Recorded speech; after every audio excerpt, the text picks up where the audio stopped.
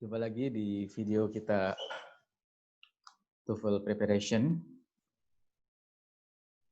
Kali ini kita akan membahas skill yang ke-8.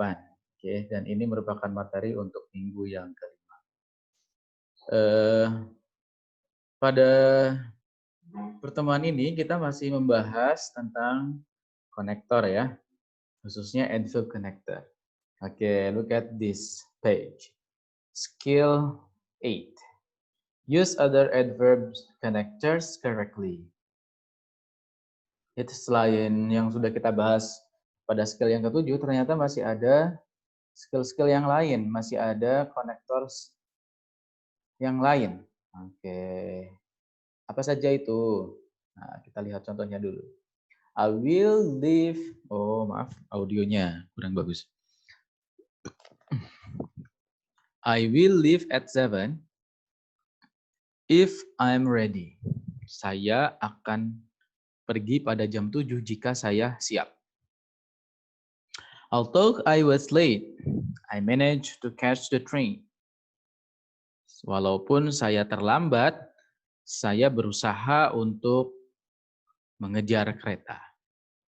Kalau Anda perhatikan, if you look at these two sentences, you'll find a connector in every sentence. Okay, in the first sentence, you'll find if as a connector. And the second one, the connector is although. Okay, look at the pattern of the two sentences. The first one, the pattern is subject, verb, and then connector, subject, verb. Whereas the second one, connector, subject, verb, comma, connector, subject, and verb. So it is exactly similar with the first or the previous skill, bahwa jika konektornya ada di tengah, maka tidak memerlukan koma. Akan tetapi jika konektornya atau konjungsinya ada di depan, maka setelah subclause atau setelah anak kalimat harus menggunakan koma. Oke, yang jelas selain masalah koma tadi, subjek dan verb, subjek dan verb. Jadi sebelum dan sesudah konektor harus ada subjek dan verbnya. Harus ada subjek dan kata kerjanya atau predikatnya. Lihatlah contoh yang ada di dalam kotak sini. Example, you will get a good grade on the exam provided. Oke.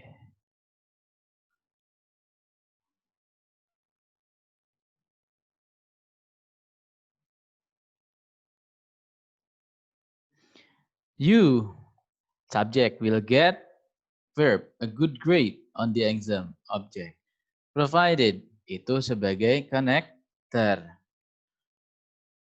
Maka setelah connector harus ada subjek dan verb. Maka jawabannya adalah delta. You study. Provided you study. Nah, lantas apa saja jenis-jenis adverb connectors itu? Yang pertama, the first one is condition.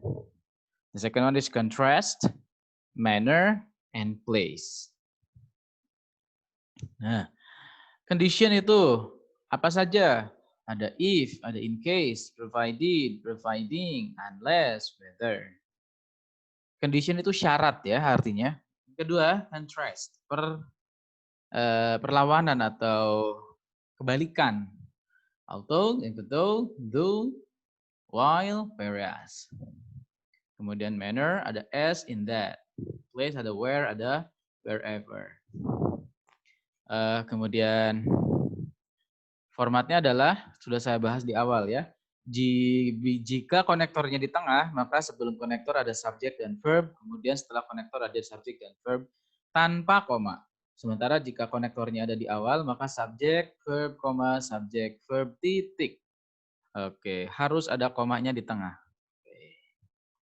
Exercise ke-8, saya akan bahas maksudnya di video ini 1 atau 2 soal saja, sisanya silahkan Anda latihan semampu Anda di rumah. Oke, mungkin saya akan mewajibkan Anda mencoba 1 atau 2 nomor melalui forum diskusi online di web kuliah.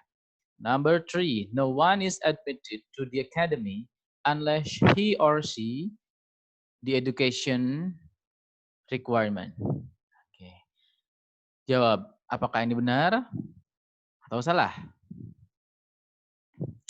Kita analisis saja. No one, subject, is admitted, verb, unless, connector, he or she, subject, the education requirement. Oke, setelah subjek apakah ada verb? Tidak ada. Maka ini salah. Karena tidak ada verb setelah konektor dan subjek. Oke, kurang lebih begitu. Satu lagi. Nomor berapa ya? Oke.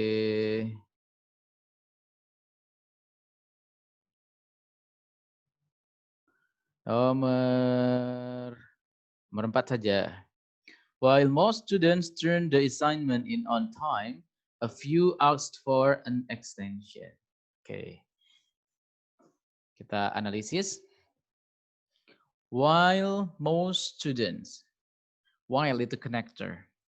Most students, subject, turned, verb. The assignment, object in on time. Comma, a few asked. A few itu subjek, asked itu verb.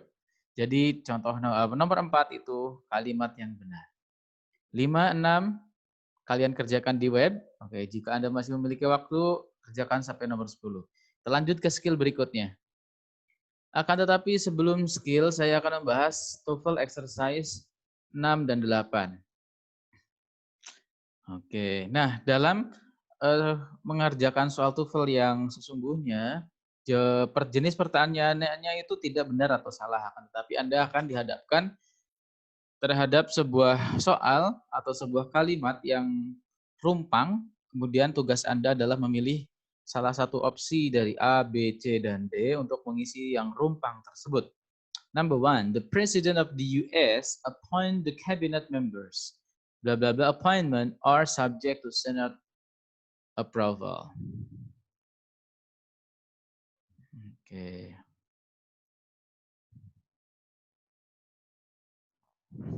Jawabannya yang mana?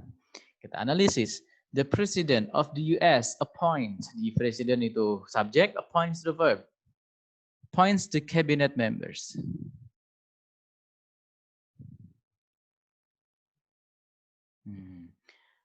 Kemudian,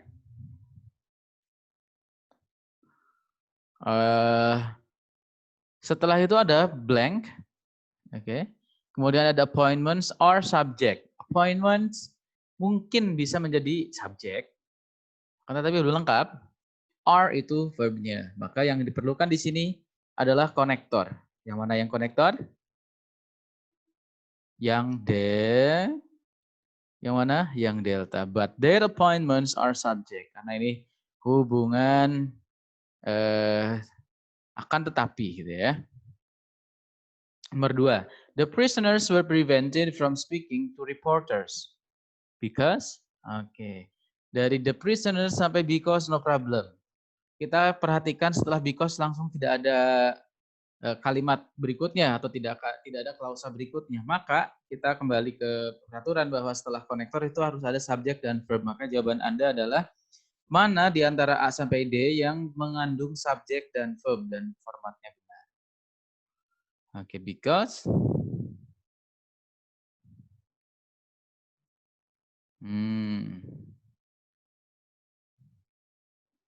Yang A, coba lihat. Not wanting the story. Apakah ada subjek? Tidak ada. Nomor 2, the story in the papers. The superintendent didn't work.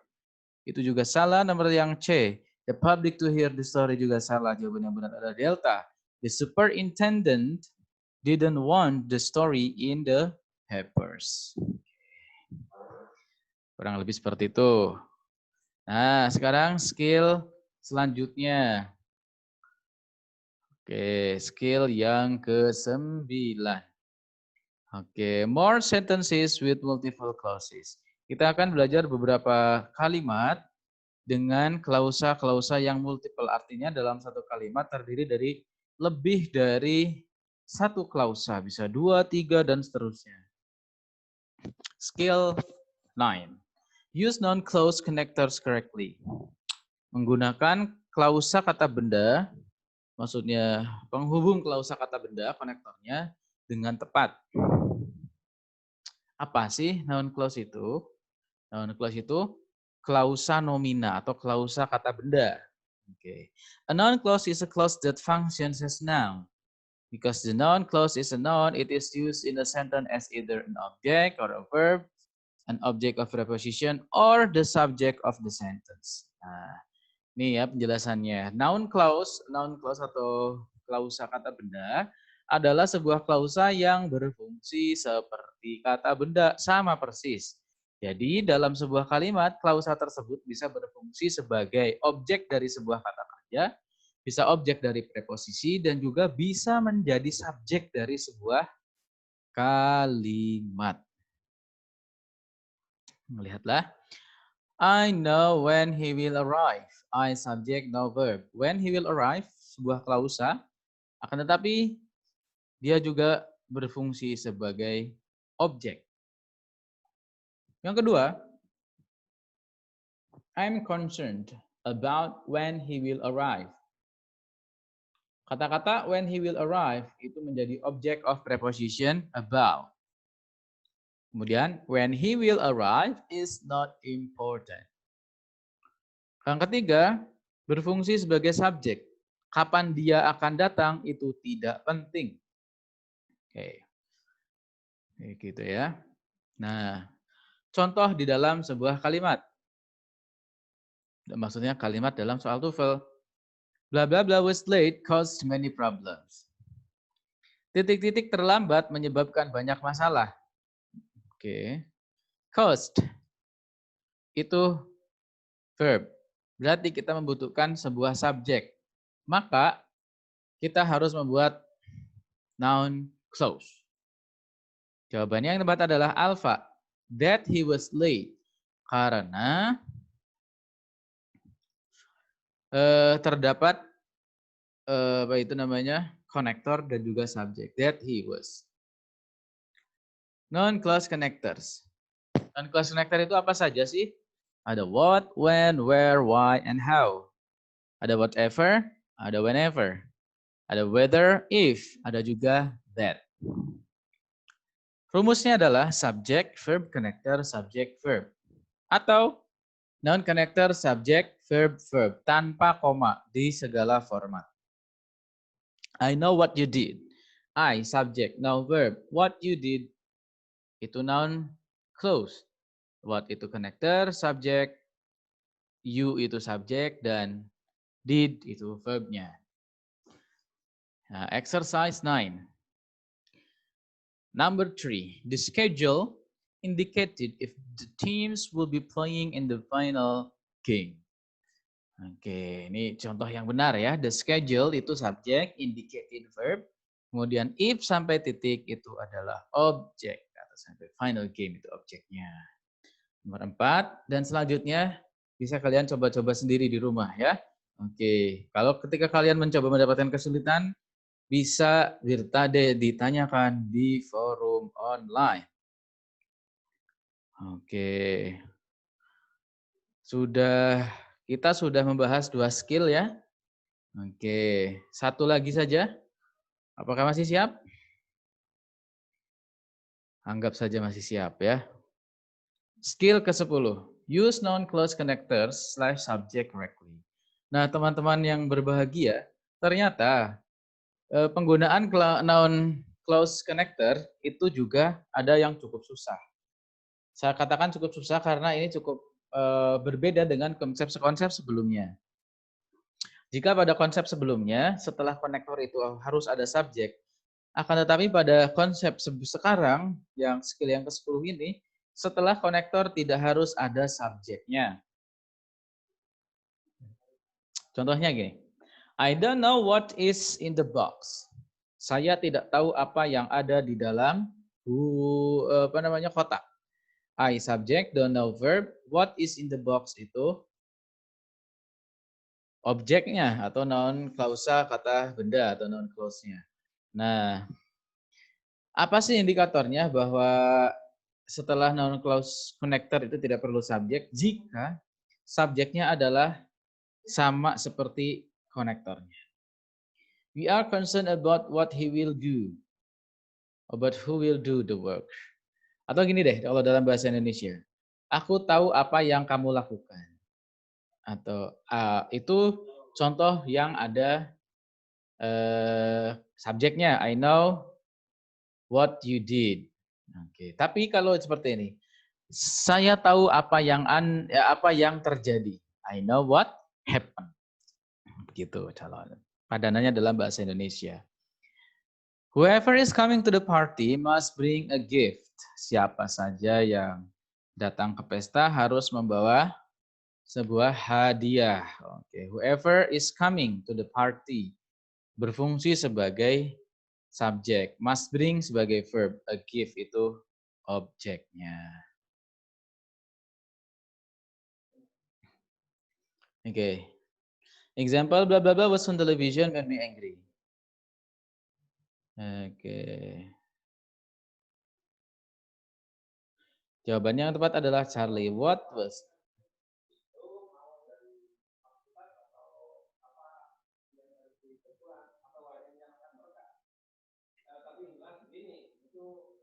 Oke. What was on television made me angry. Apa yang ada di dalam televisi membuatku marah?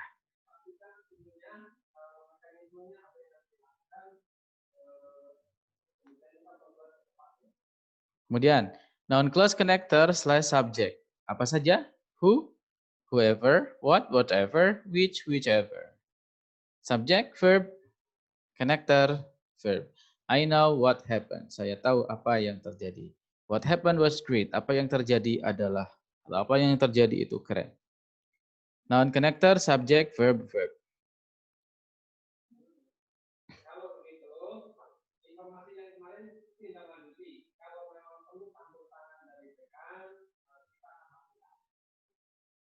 Oke. Exercise yang ke-10. Lihat nomor 3. The employee was unhappy about what was added to his job description.